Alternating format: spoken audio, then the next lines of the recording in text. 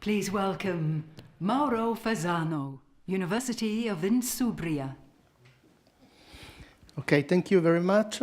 I'm proud to nominate Random Power today. So I'm the Deputy Chancellor for Innovation and Technology Transfer at my institution, and I decided to nominate Random Power because they started from basic fundamental research and they were able to understand the value that was in that research.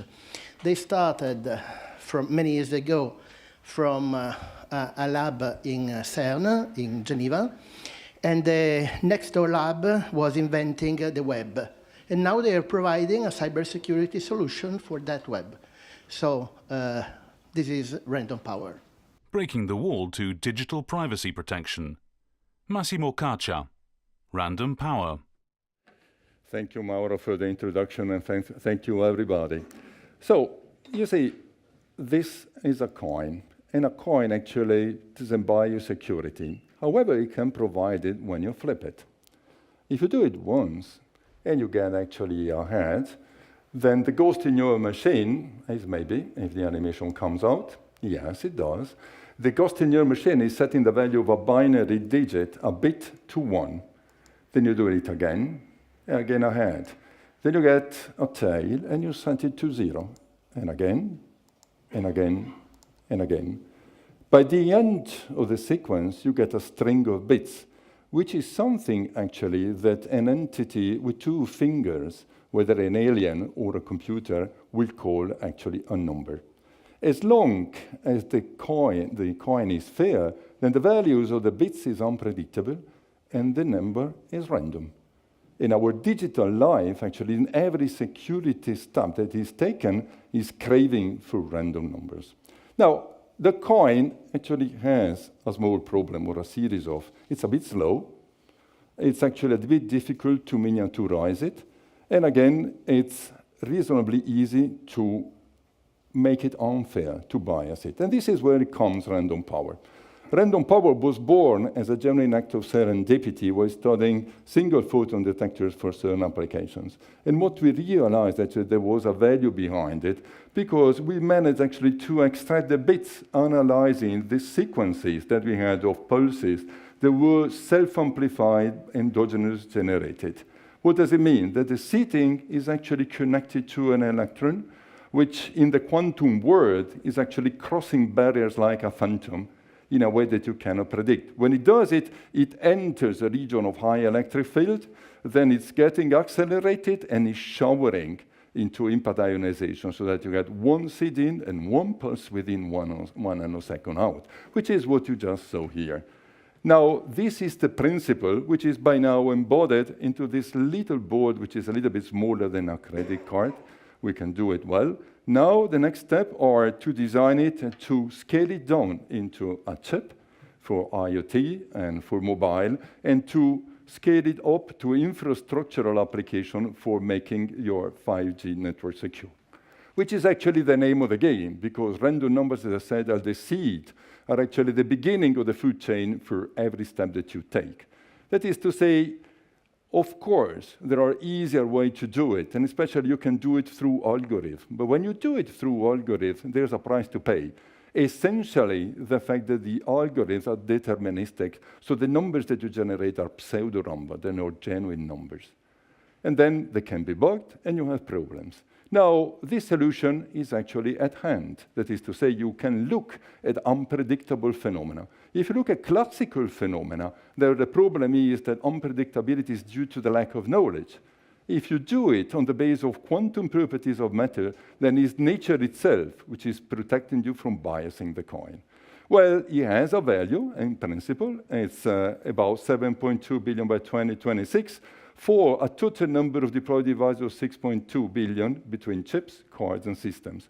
So we are a hardware company with an attitude towards making the integration easy. Now, we are not alone, as you can guess by the market.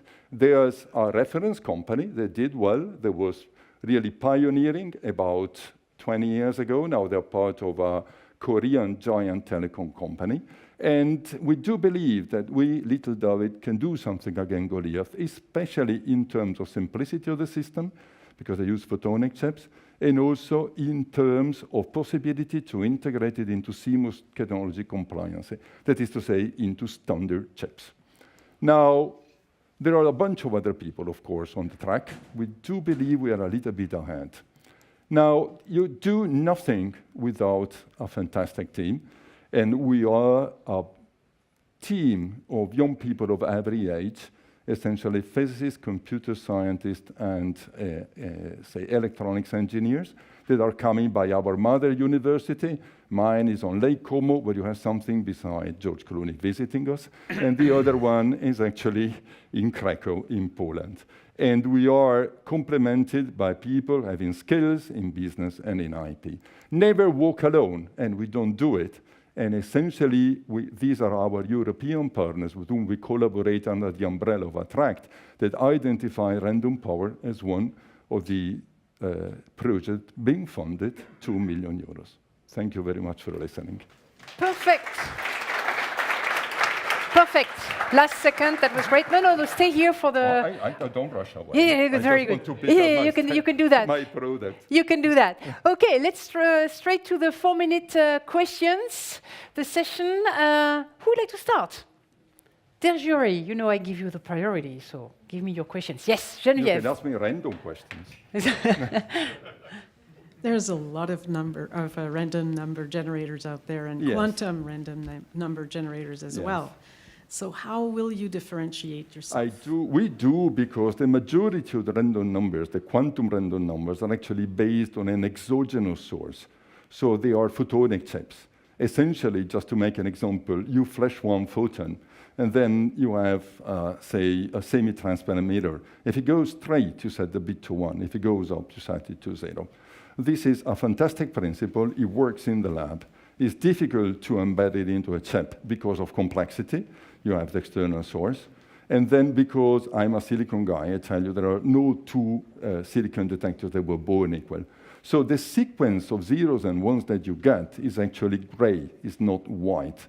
And so you have to post-process what you're doing through algorithms. So of course, photonics chips are the next step. But before you get to the stage where you can integrate the functionalities that goes together with the random bit generator into a single die, I think it's a long way to go. What we do, we have an endogenous generation of the pulses, so we don't need external light. And it's fully CMOS compliant. Thank you. We have a next question here, please. Well, first, Lamine, sorry for the jury. Please, go on. Thanks. Can you say something about your business model that you're Our planning? business model, as I said, we are essentially hardware developers. So among the partner companies that I quoted, we have people that can support the production. Seiko is a listed company that does embedded computer. They will be in charge of the production. And then through the development of the applications, for us, it's not the top priority, comes later.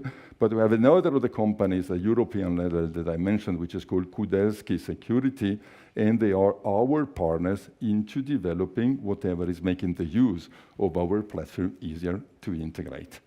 Mm-hmm. Next question, please, here at the back.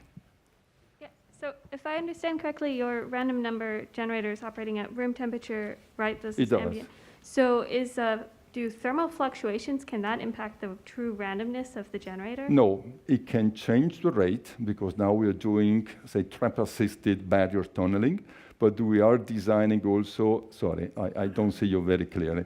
So, but we are designing also a structure in our silicon die, which is based on direct tunneling. And then we will also decrease enormously, as you probably know, the dependence on temperature. But it doesn't affect randomness. It can affect, obviously, because it's Fermi-Dirac statistics, it can affect actually the rate. Thank you. Thank you. Next question, please. Sorry. Yes, we have to keep distance. Thank you. Here we go. Stefan, next question. Microphone. Last question. Short. Do you foresee any difficulties to put your box into the chip? Is that just a technological problem, or do you have a specific one with your technology? Let me turn the question the other way around. To scale it up into an infrastructural problem is a pure engineering exercise. To move it down into a chip requires integrating in silicon a lot of complementary skills. Obviously, there is always a risk. Now, in the European consortium that we have people that are good in design, a Spanish company, good in making their IP available in terms of security, which is Nagra. We have people like us that are designing the generator, and we have Fondazione Bruno Kessler, they are master in silicon device simulator. Wonderful. So this is risk minimization. Thank you. Thank you very much. Well done with the 4 minutes. Thank you for listening. Thanks.